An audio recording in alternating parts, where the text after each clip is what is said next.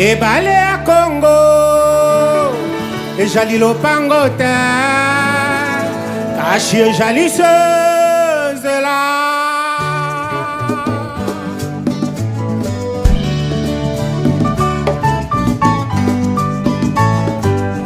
Yahweh Yahweh benisa Congo Yahweh Yahweh batela ni Congo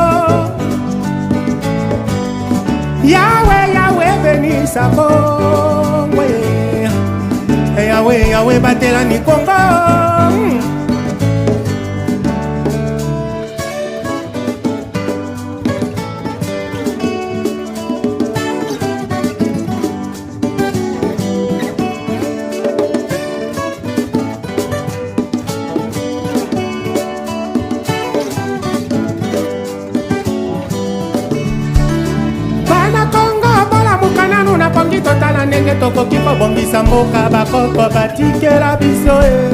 Malgré la protestation et manifestation de l'arrivée du président français Emmanuel Macron à Kinshasa, ce dernier a atterri ce vendredi 3 mars 2023 dans la soirée à l'aéroport international de Njili, accueilli par le Premier ministre Michel Samaloukonde et tant d'autres autorités. Sur ce, le président français Emmanuel Macron, en visite à Kinshasa, n'a pas clairement condamné le Rwanda comme le lui demandait les Congolais, mais lancé des fermes mises en garde, y compris à Kigali. La RDC ne doit pas être un butin de guerre, le pillage à ciel ouvert doit cesser. Ni pillage, ni balkanisation, ni guerre. Martelé le président français au cours d'une conférence de presse avec son homologue congolais Félix Tshisekedi. Après ce discours du président français Emmanuel Macron, Pitié Kapen Mokachongo dit que Emmanuel Macron nous a rappelé que la RDC n'a jamais été capable de restaurer la souveraineté depuis 1994. Et c'est le Orge Chidibi que le président français en visite à Kinshasa est juste venu pour ses intérêts. Propos recueillis par Judicaël Félix. Macron était clair, très clair, comme un chef de l'État.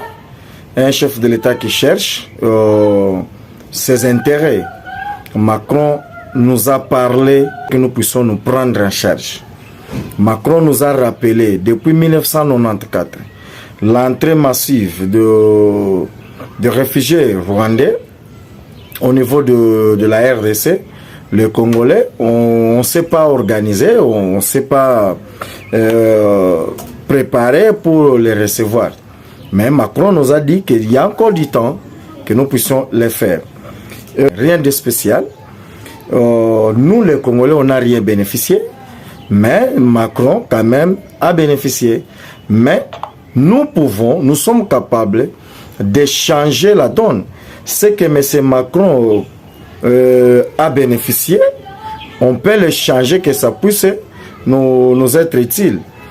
C'est seulement que nous puissions réveiller.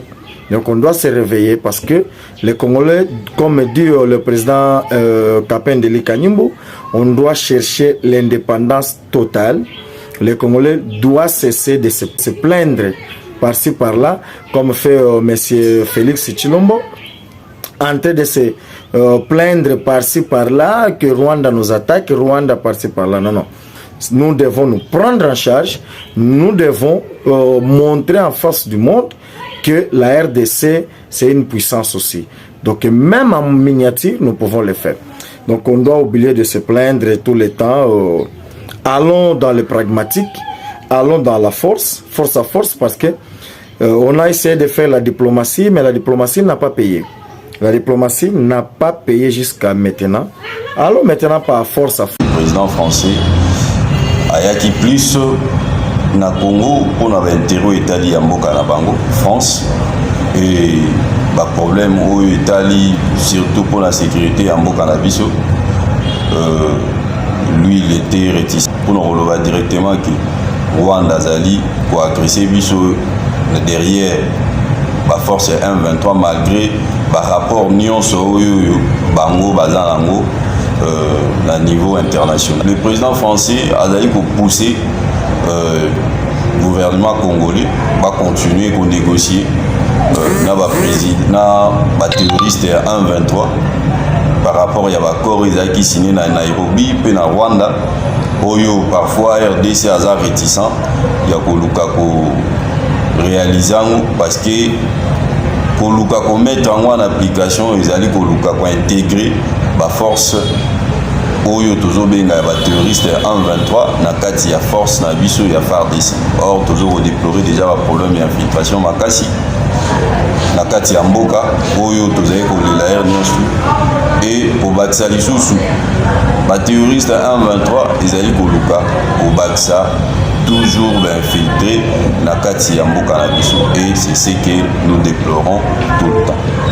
Mais oyo toko saisir est important na kati ya discours ya Emmanuel Macron ezali ki ndenge président Macron azongisi responsabilité et pas ba Congolais pour na luka ki ba Congolais bango moko bazali mieux placé pour na luka ko trouver solution pour les alliés liés par rapport à la sécurité ya mboka na bango et non pour continuer pour compter dans ba pays étrangers to na ba force ya libanda ba luka ko ya ko aider bango pour na makambo état de sécurité na bango et ya beta qui c'était makasi sous par rapport à la justice.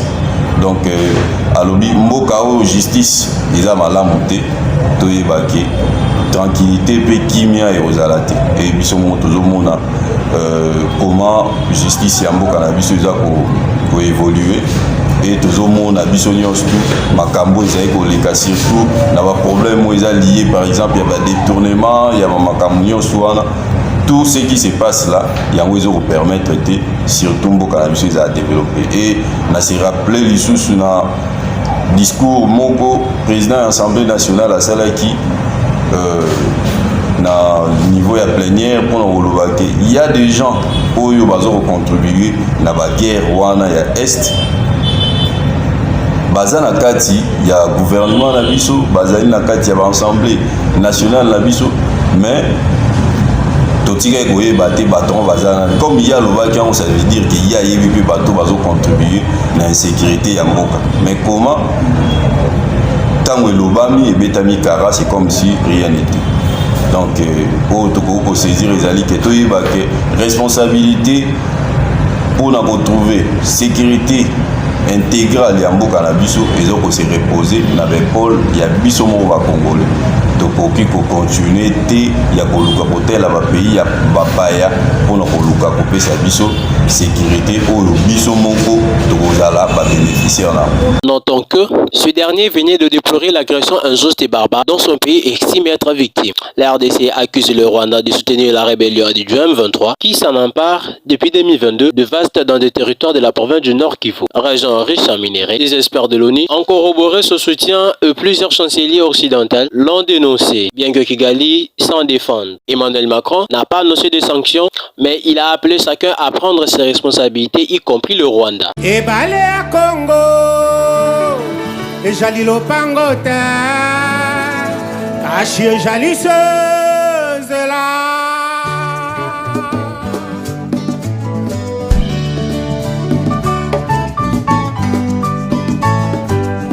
Yahweh, Yahweh, bénis sa Congo. Yahweh, Yahweh, batela mi Congo. Yahweh, Yahweh, bénis sa Congo. Yahweh, Yahweh, batela mi Congo.